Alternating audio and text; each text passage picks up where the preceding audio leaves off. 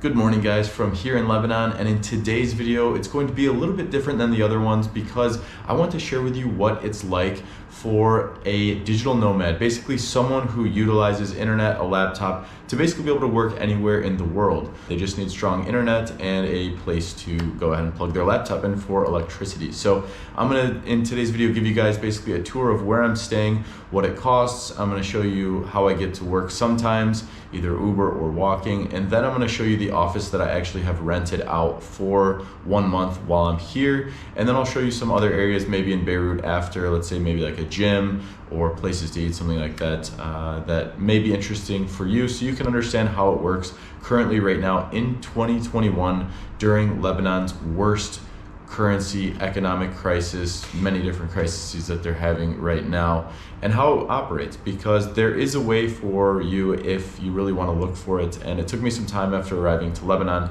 to find all of these resources, but now after being here for almost 7 weeks, I can confidently say I have a very solid routine and I'm able to work around the power issues that I often have in my apartment. So let's go ahead and start. I'll give you guys a tour of the apartment that I'm staying at. Basically, the apartment I'm staying at cost me $35 per night, and it is a 2-bedroom.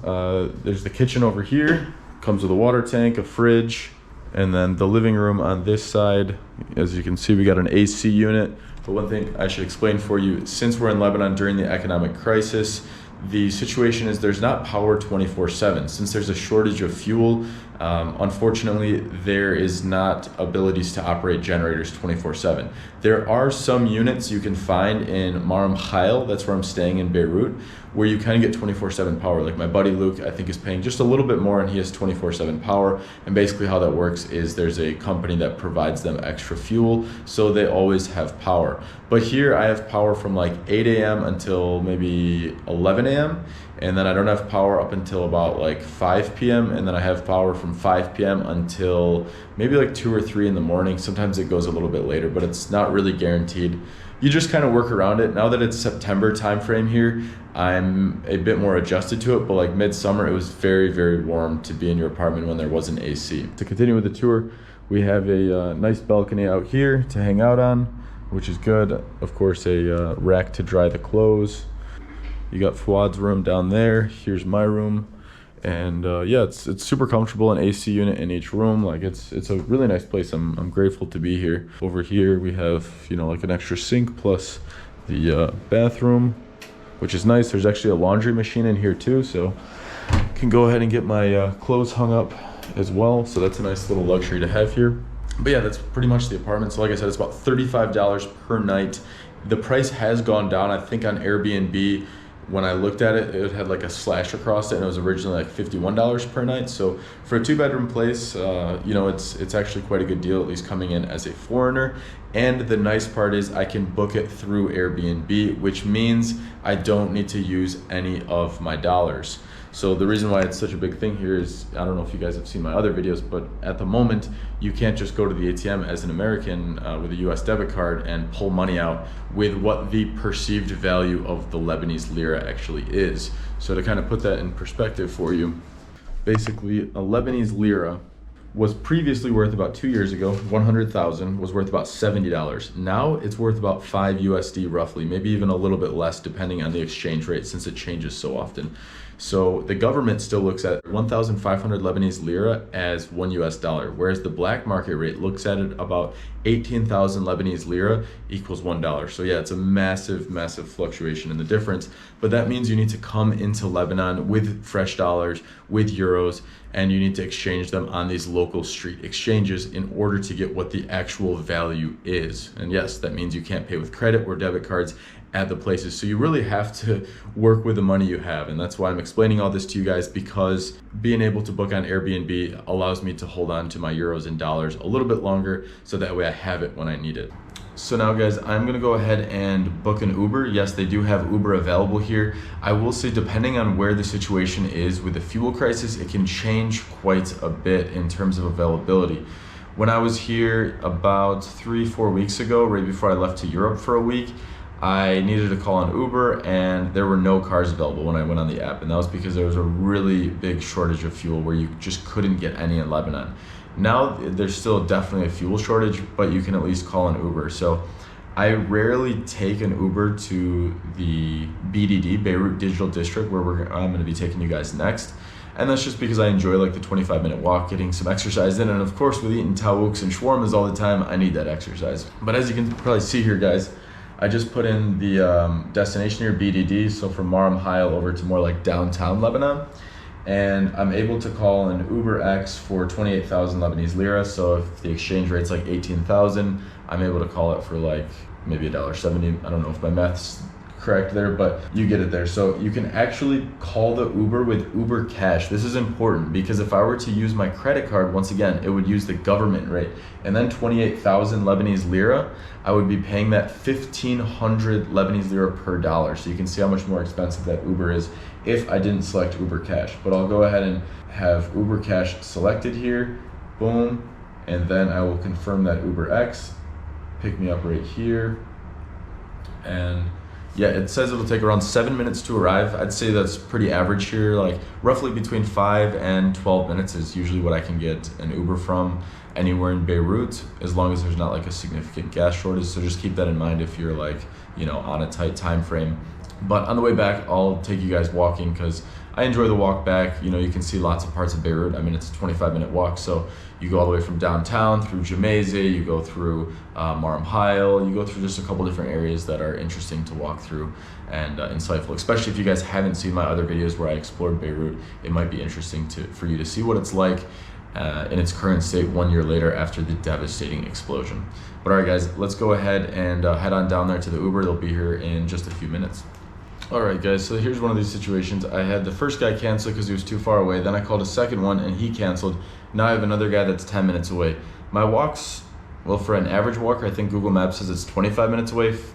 The speed that I walk takes me probably like 19 minutes. So I'm at one of those points where I'm like, do I really take the Uber or do I just walk? Just because I want to share with you guys, I'll go ahead and take the Uber, but like keep in mind, if the Uber's far away, you might get canceled on quite often. All right, and the fourth try of trying to get an Uber was just canceled. Normally, guys, I've never actually had this issue, but maybe it's just because it's a Tuesday morning and a lot of people are looking for a ride, but looks like we're walking. Let's see if we're in luck. Sometimes the elevator works. Nope, it doesn't. So we're going down 3 flights of stairs. So yeah, here's the neighborhood I live in. It's like pretty close to actually where the port is, where the explosion was. But as you can see, a lot of remodeling has taken place, fresh paint, new windows, and who knows what else was put in. Obviously, this area was really affected by the damages. They've done a lot of work to bring it back to life in this area. But you can still see, you know, a lot of rubble. You can see the silos right over there from the explosion. So a lot of work still going on. This building, I believe, was like completely destroyed and they're remodeling all of it, I believe is what Fuad told me. But you know, you can see that parts of it are coming back to life. One thing I'll tell you though is that I don't know if it was like this maybe before the explosion, but Maram Hayal during the day is very quiet. There's few restaurants that are open at this time. This place called, oh, that's the Lebanese traffic for you. This place, Union, that's a good spot to go for breakfast. I've gone there a couple times, but other than that, there's not too many other places that are open early in the morning in this area. So usually once you go a little bit further into like the Gemmayzeh area, which we'll walk past, there's a couple more cafes over there. But like the Maram Hayal area, at least now, because I only know it now, is quite lively at night to go out, have drinks, have dinner. Oh, there's some more Lebanese traffic. And yeah, that's kind of the neighborhood here, guys. You do have convenience stores here, and as you can see, there's a generator going, so these guys can at least be in business, make some sales, because as you know, the power's off for parts of the day, and right now is definitely that time. That probably has to do with a lot of the reasons why a lot of these restaurants are not able to be opened at the moment for breakfast, because there's not as many people out, right? And so the only time it probably makes sense for them to be open with shortages, with the economic crisis, is later on when there's high traffic, like in the evenings, sell drinks, sell food, things like that. This is pretty much what I picked up on after being in Lebanon for about 7 weeks now. Just an FYI, like this isn't all like factual information, but based on speaking to probably hundreds of locals, this is kind of the opinion I've formed as to why some things are open sometimes and some things aren't. So obviously comment something below if something seems inaccurate. I'm just trying to share like an honest reality of things. Yes, you'll see people like that riding mopeds on the phone. That's pretty normal, texting and mopeding. I don't recommend it, but that's the reality. Stoplights are usually out in most of these areas, but I was told that they were already out like before the economic crisis as well. You know, Lebanese people are used to driving like that, and it seems to work for the most part. But like, you know, when I first got here, I was like, wow, Fuad, there's not, my buddy Fuad, if you saw him in the other videos, it's like, there's not stoplights in Lebanon. And he said there's very few, so you just kind of get used to that. I've personally never driven in Lebanon, and I don't really plan to, because it just requires a lot more attention than, you know, let's say driving in other places I've been. The reality is there's a lot of construction going on in this area, so that requires you to be walking sometimes on the streets, sometimes on the sidewalks. So a little bit of both. So you got to keep that in mind when you're walking places, is that there's just like, you know, tight little pathways you got to squeeze in through. You know, you definitely get used to it, and people are more alert than other places, but in general, be careful, because there has been some close calls when I've been walking through areas. Here you have scaffolding on one side, hanging wires, and then this tight little construction space to walk through on this one-way road. So we're entering a part of this area called Gemmayzeh, and there's like coffee shops in this area. So a good place if you don't necessarily want to rent out the office space. It's a good spot to hang out for the day if you need internet, but like, since I'm uploading video, I need BDD, Beirut Digital District, where I'm heading right now, so that way I have faster upload speeds, faster internet, and probably the same thing for you guys if you need to do like video calls and things like that. So as we enter into more of Gemmayzeh, there's another coffee shop here. I believe it's called Lost. Or no, sorry, not Lost, it's called Sip. Coffee, breakfast, lunch, desserts, a little bit of everything over there.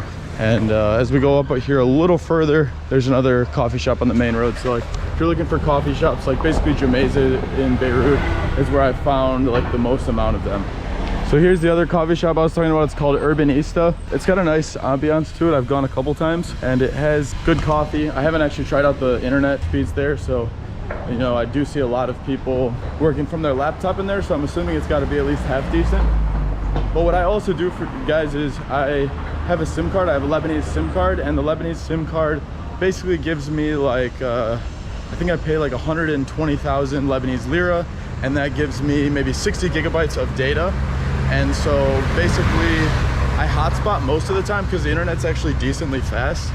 And then I also have like mobile internet through there too, and it's quite inexpensive. I used to have an international plan called Google Fi, but actually out of 211 countries and territories, for some reason it doesn't work in Lebanon, so I wasn't able to continue with that. But the local SIM card's so much cheaper, it just makes sense. So we're like a bit more into the heart of Gemmayzeh.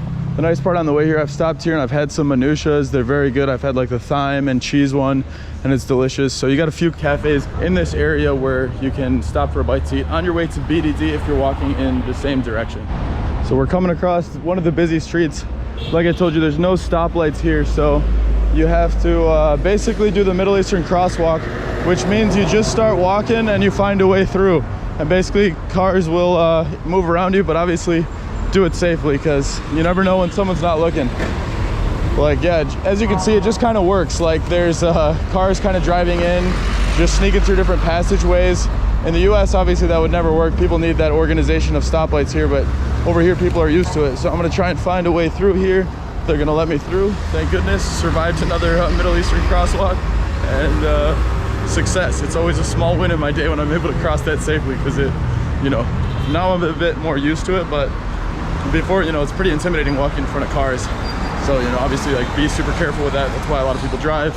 Very risky, but like I said, like, Lebanon's used to not having stoplights. It's used to cars coming from different directions. So people are that much more alert when driving, and also when you're walking. But obviously, there's still a risk. So I just wanted to pound that down, because stoplights were made for a reason.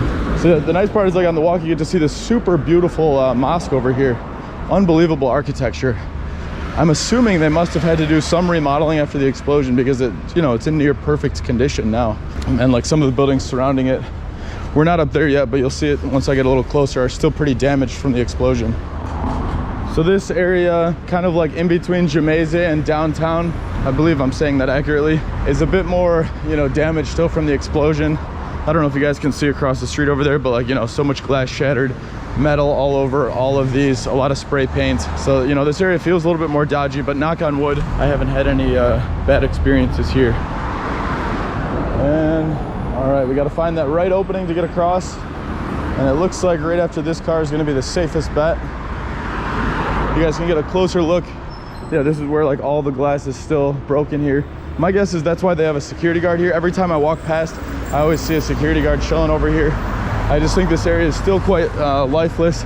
Doesn't seem like there's too many people in these buildings, but I'm sure that's gonna change at some point, you know, whether it's a year, 2 years, 3 years. Hard to really say at this point.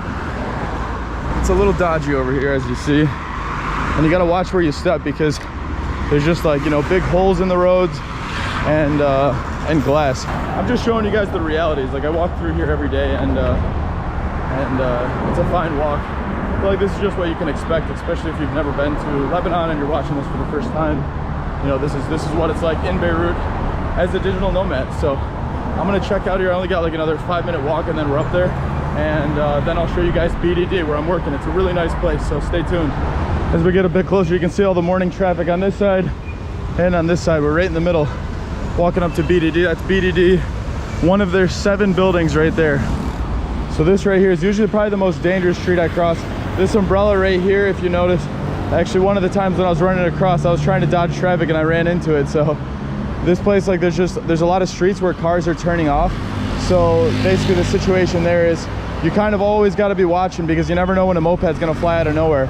And yeah, sometimes I just keep walking a little bit further up because the farther away you get from that road over there, then you know, the more you're able to see when you're crossing these streets over here. Let's give it another shot now. Oh, now looks like our time. Middle Eastern crosswalk is a success again. All right, once again, that's 3 wins today.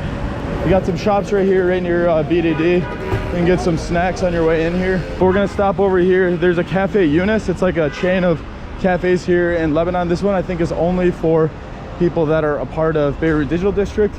So like basically to enter inside, let me get my phone out here. Basically there's an app once you sign up for BDD, and that gives you access to all these codes. That way you can enter, right? So the doors close. You can ring up if you need to get in for a meeting, but you can go here, access points. Oh, how are we gonna work? Connects via Bluetooth, so let's see what's going on here. Open main entrance, and voila, there we go. Now we can get a fresh coffee in here. See our buddies. It's a nice space here. You got foosball tables, you got ping pong tables, and you got a coffee shop here that serves. Hey, sabaho, bro. You can get food here. You can get sandwiches, a little bit of everything. Sabaho, kifak, bro. Could I get a iced latte, please? And you have strawberry smoothies today? Habibi. Chaye. And sweet. All right, thank you, bro. No, you can keep the change though, bro. So yeah, this is where I get a coffee and a smoothie every morning before working. And you can also come in here and work. You get the access to the Wi-Fi because it's part of Beirut Digital. And you got a couple outlets throughout here, but basically first come, first served to get the best spots. So that's pretty much it over here. There's 7 buildings in BDD. I'm gonna go to the one where you can rent basically like temporarily in the guest space, and I'll show you guys that in just a bit. Thank you, bro. Merci. Thank you so much. All right, so we got the fresh coffee and smoothie. Now time to head over to the other building. It's a huge campus over here. They're actually building 2 additional buildings, as you can see right in front of me. And those I think will be open like next year is what Syed was telling me. But it's a whole campus of places to work. Some of them are rental spaces. Some companies I think rent like entire floors. So there's a lot of options, but what I have is I have the like a 1-month subscription. It's about $75 US to have like unlimited access to the office. Prior to the crisis, it was 24/7, but I believe during the week it's open until about 11 p.m. So, you know, you still get a lot of time in the office. I want to say it opens maybe 6. Don't quote me on that. This is like the main building for people that are just doing the pass that I have. It's not like a specific office rental, but it's just an area to work. Those crates over there, they're like cool designed offices, first come, first serve. I think you got to get there pretty early because every time I've been in them, they've been very filled up. Over here is where I work. There's like a bunch of different community spaces. I'll show you guys in just a minute. So I got to open up the BDD app and scan a point, access points, and there it is. If you come to BDD, you can go ahead and get signed up. First, you want to download the app. and then you can come visit my buddy Saeed, but he's not here right now. So you can come see him and I'll give you a tour of the place, what you can do around here. Basically, like up here you have privately rented offices, but down here is the community space where you got areas you can meet. Mostly the classrooms are sometimes booked. The classrooms are good to go to because you get a bit more space to work, focus. You have outlets in there. Here there's not as many outlets, but there's some good areas to meet and talk with people. I'll show you guys what the internet speeds is, because that's definitely the game changer. This is one of the main reasons that attracted me to come to BDD, was the crazy fast internet speeds compared to the rest of Lebanon. So, you know, you can like just Google speed tests and you can do a test on what the internet speed is. And so here we're operating at a whopping, here we go, drum roll. So download speeds are at 92 megabytes per second. That's literally like almost 100 times faster than a lot of the internet I found in like various cities around Lebanon. Some hotels I found like maybe 5 megabytes, but still nothing like this, you know? And for the upload speeds, 93. So the reality is it's not always like that. Right now there's not too many people in this building, so the internet speeds are a bit faster. Sometimes I've seen them around 40 megabytes per second, but it's still super good. Especially for me, I'm uploading like maybe 50 to 100 gigabytes of video content every single day. And so I need fast internet, and so that's been a game changer, along with an environment that has electricity all day and it has air conditioning.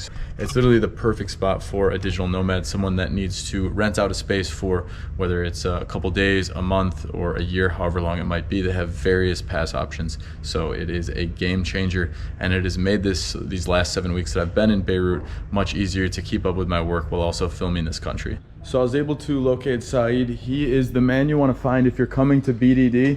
You can tell him Sabaho Kifak. Bro, Sabah? Yeah, Sabah bien. But don't worry, he speaks English too. I had to test out my Arabic with him, but he's the man. He gave me a full tour all around BDD, showed me a couple of the buildings, told me about the amenities, and he's a really good guy to talk to, say what up in the morning. He'll start your day the right way. So come see him. He'll also explain to you like what the plans are, because you can do like, yeah, thank you, bro. You can do like daily, monthly, and is there yearly too? We can manage it. Manage it. Sweet. Yearly, decade, yeah, whatever you guys want, he'll take care of you. Yeah, all right, bro. All right. Habibi, merci. Welcome to Lebanon. Just spent the last 5 or 6 hours working. That's why all of a sudden, a second ago, you guys saw it was early in the morning, and now it's the afternoon. So I got a bunch of work done, got some of these videos edited. So I'm gonna continue with showing you guys. Hopefully I'm gonna be able to find a tailor, no promises. There was a guy that reached out to me, and I'm just sharing this with you just in case you need to get something tailored. Like my bag broke the other day, so I'm gonna get that fixed. So I'm gonna teleport us back to the crib since I already showed you the walk. And boom, guys, teleportation complete from the office. Came back here real quick because I wanted to grab my bag. Like I said, it was really nice. One of the guys that follows me actually is a tailor here in Beirut, so hopefully he's gonna be open. But first, oh yeah, for this reason, because this broke off. Almost lost my laptop because of it, so hopefully he can stitch it up so it'll be stronger than ever. But for now, I'm back with my boy Fuad. Hey, what's up? And we're gonna go get some mac and cheese right downtown. So we're gonna meet Luke up down there, or Luke down over there, and we're gonna have some mac and cheese, and then after that, maybe cruise on over to the tailor if they're open, and that'll be pretty much it for the video, so let's go. So guys, yeah, as you saw at the beginning of this video, this morning when I was walking through, it was pretty quiet, and honestly, it looks quite similar. Union's still open. That was the only one open, but now we have the Bros. That's a burger spot that we went to yesterday, and it was pretty good. Yeah. Yeah, you liked it? Was that your first time? No, I always eat like the Outlaw burger because it's kind of spicy. Yeah. Yummy. It's right here, like right near Marham Heil, and it is great. Definitely we'll have to be back there again before we leave in about 8 days. So now we're gonna cruise on over to the mac and cheese spot. It's about a 5-minute or so walk right on the main street here. I can't really tell you the address because there aren't addresses here in Lebanon, but I can show you exactly where it is. All right, and we are just about to arrive to the mac and cheese spot. Looks like the Aussie has beat us there, so. Yeah. You can spot him with the cap. You know that's his favorite spot. It's probably his 4th time there since we arrived. There he is. Hey, Kifak, bro. Mac and cheese time. Oh. We were just telling the peeps that it's probably your 4th time since we took you here. Yeah, 4th time in about 4 hours. Yeah, exactly. Yeah. He's living here. So right on Marham Heil, we have some delicious mac and cheese. I think that's And- Luke's address right now. Hopefully they're going. If they're open, yeah. Yeah, they're open. They're open, yeah. Just no power. Like 3 minutes ago. Oh, our boy. How busy? Hey, Kifak, bro. Need another video with you. Yeah, this guy's the man. He's the one who runs the mac and cheese shop here, and he makes it delicious every time. Habibi. You're welcome. All right, Haye, what do you recommend this time? Yes. Yeah, just to fill you guys in, the first couple times I was here, I've had the pesto cavatappi here with the cavatappi noodles, pesto, along with chicken, which was delicious. And then I also had just the traditional mac and cheese. Of course, you have to have the mac and cheese shop with some chicken on it. And now I'm gonna go with the chef's recommendation. Okay, spaghetti, creamy sauce, with Alright. extra parmesan and pepperoni. Oh, perfect. Yep. Yeah. No mushrooms though, because I don't like No mushrooms. mushroom, Perfect. without mushroom. Without mushrooms, yeah? All Go. right. That sounds great. Let's Habibi. go. Oh yeah. Every time I come here, my man always hooks it up with a something alcoholic. Whether it's a shot, whether it's a beer, whether it's a couple shots, a little bit of something just to take the edge off after a long day in the office. So what a guy here. What a guy. So what type of wine is that? Some sort of Armenian exclusive? Lebanese wine. Oh, Lebanese. Ah, okay. I've heard Lebanese wine's pretty good. Yes. Oh yeah, oh yeah. Oh, and we got the pepperoni going right there too. All right. There it is. There it is. Oh, Mac, you're gonna have to do 2 for me. Oh, I gotta do 2. He doesn't drink alcohol. Choose your color. Well, I gotta do 2 since he's not drinking. All right, you gotta teach me again. How do I say Armenian cheers? Genatsnut. Genatsnut. Mark, I want to say thank you for visiting. It's a pleasure. You are the best. I'm happy to be here again for my 4th or 5th, or I don't even know how many times. But Gamatse, yalla. This is Yalla. how we do it. Smooth as always. Easy. Habibi, merci. Habibi. Haye. That means thank you, brother, in Lebanese Arabic. And as always, we get a very special presentation. This time I'm gonna hide behind the glass though, so Привет, Mark. Shwai shwai. Welcome. whoa, hey, there we go. Oh yeah, oh yeah. And that is part of the special recipe to get this thing going. Yum. Oh yeah, you can smell that pepperoni sizzling. And that's step 2. We're getting the creamy sauce. What is that, like an Alfredo? Not Alfredo. Different Alfredo. Different Alfredo. So it's custom made. Perfect. And let's see, what's step 3 here? What do we got going on? Is that thyme? Not za'atar. No, not za'atar. Black pepper. Black pepper. A little cheese in there too. Oh yeah. Side Parmesan cheese. A little salt. Oh yeah. Yeah, you guys know what you're doing for sure. Black pepper. A little more black pepper. There we go. Different. Can never have too much. Yeah. You gotta have the mix, right? For the proper flavors to come out. Oh yeah. Get her mixed up, get her all ready to go. You can see that the cream sauce starting to sizzle up, starting to bubble. That's a good sign. That means it's just about time to pop the spaghetti on, isn't it? Oh yeah. Time to mix her up, get her going. Oh yeah, spaghetti has been added in. Oh yeah. A little more salt in there. And there it is. Getting some of that pasta built in with the sauce. Getting those flavors to match up nicely. And a little cheese on top. Oh yeah, you can never put too much cheese on, that's for sure. Especially at the mac and cheese shop. The more cheese, the merrier, as we say. I can tell you guys it's smelling delicious. Oh, I'm so hungry. This is actually my first meal of today because I was so busy. So it's going to be that much more enjoyable because my stomach has a hole in it right now. Oh, all right, and we're ready to get her in the bowl now, huh? Yep. Oh yeah. That is gonna be delicious. Yum. I think it's time to maybe go take a seat to get the presentation. And here it is. Oh yeah. Merci, bro. Kaye, merci. It's gonna be delicious. Enjoy. Thank you. Probably need to give it a minute or 2 to cool off because you guys saw that came fresh off the flame. Well, I hope you boys don't mind if I suck 10 this before yours even starts getting made, but I gotta dig right in. Food is food. Oh yeah, still a little warm though. I'll pass by today and get you some. Oh yeah. That is good. The pepperoni adds a really nice flavor to it. I've never had pepperoni in spaghetti before anywhere in the world, so this is unique. That's why you gotta come to the mac and cheese spot to get that one of a kind experience. Brother, Oh, it is delicious, brother. Oh, as I this said, one extra. oh, extra cheese. Oh yeah, voila, that's the best. Chaye, merci. The shot, second shot, Second the shot. Scotland whiskey. Oh, whiskey too? All right, yalla, bro. The Cheers. first one wine. Yeah. And this Now, one's whiskey. You see whiskey. that? He's taking care. Let's go. Cheers. Cheers, bro.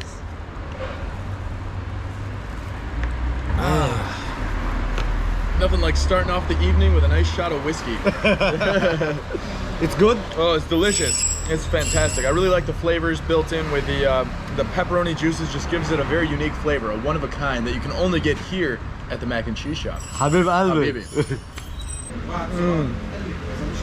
I could honestly eat an entire pan of this. This is delicious. What do you rate it compared to the pesto chicken, the cheese mac chicken? Which one's better? That is a good question. Luke's asking, what would I rate it against the other ones? I'm a massive fan of pesto, so pesto chicken is my #1 always, but this is a close #2, and then mac and cheese, typical is #3. So this one's just got a nice flavor with that pepperoni built into it. Yeah, Habibi, Khaye, merci. All right, we are down to our last bite, which is a heaping bite. It's probably gonna be all over my clothes after I take this bite, but it's loaded up with pepperoni, so best for last. A reminder to always take the chef's recommendation, because that hit the spot, filled the hole in my stomach. It's been about 10 minutes and we're already on round 3. Wine, whiskey, and now an Almaza. Yeah. Case Khan. Case Khan. Are you drinking now? You're drinking too. Yeah, I guess I'm drinking too, yeah. Oh, I like this sound. oh, yeah, that's a good sound. Cheers. K-Sock, bro. All right, here we go.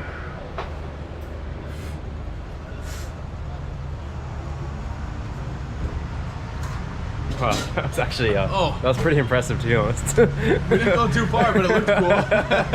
I'm not an alcoholic, guys. I just wanted to be cool for the camera. What'd you guys order anyways? We got a double batch of chicken pesto. Oh, double batch. Oh, so that's what you're both getting? Yeah. Oh, yeah. Sock And I 10. got a cheeky mac and cheese with chicken for takeaway. Oh, you're doubling Chuck down. that one in the fridge for later tonight. Oh, that's the move for sure. Oh, yeah. Let's see what he's got going on over here. Oh, yeah. That's the move. You got the sun-dried tomatoes, your favorite. I love tomatoes. Yeah. Holy macaroni. Hey, Sock 10, bro. Habibi. So now we have the Almazas. Yo. Shoe? That means what? When the explosion happened last year from the port, mac and cheese donated like lots of food for the firefighters and for every volunteer in rescue. Wow, that's incredible. So the mac and cheese shop wasn't that affected by the explosion? You were still able to, I guess probably because where it is, it's kind of like guarded from that direct like impact from it? Yeah. With 1 month, I open. Wow, within 1 month. Wow, that's incredible. That's amazing. Like, this just goes to show you another great reason to come to the mac and cheese shop. These guys, when Beirut was at its worst points in history, they were coming out, feeding the firefighters, feeding some of the people out here, and taking care. So another reason why I'm going to come back here multiple times before I leave next week. That's a cheers for better days. Cheers to better days. What are your boys' final thoughts after housing an entire bowl? I approve. Delicious, honestly, so good. Oh yeah. What about you, Fuad? Usually when I don't answer, then the food is good. This time the food is good and I'm answering because I'm in the last bite. Yeah, exactly. Yeah, Sock 10, enjoy that last one, bro. This is how good the Arabic is. Fiazbak, Khaye, Yes, sir. Seb, Okay, Habibi. Habibi. I said, hey bro, can you grab me the bill, please? Thank you so much, bro. As always, come to Mac and Cheese if you want some delicious food and a good show, because he takes care. Ciao. Ciao. Later, bro. Master. The Mac and Master. Cheese Master. Yep, that's right. All right, so that was a nice meal, much needed. One thing I'll show you here, guys, is the guy who was going to tailor this bag that I'm carrying around that I told you I was going to show you guys. The tailor shop, unfortunately, doesn't have electricity right now, so that's one of the things you'll face sometimes in Lebanon. So he can't fix my bag until later tonight, but I'm not sure if that's even that interesting for any of you guys anyways, but figured I would share it with you just in case you run into an issue like that. But that's pretty much it for this video, guys. I will go ahead and end it here. As always, thanks for watching. If you can smash that like button, it helps so much. And if you want to see more videos like this in Lebanon and all over the world, hit that subscribe button. We'll see you in the next one.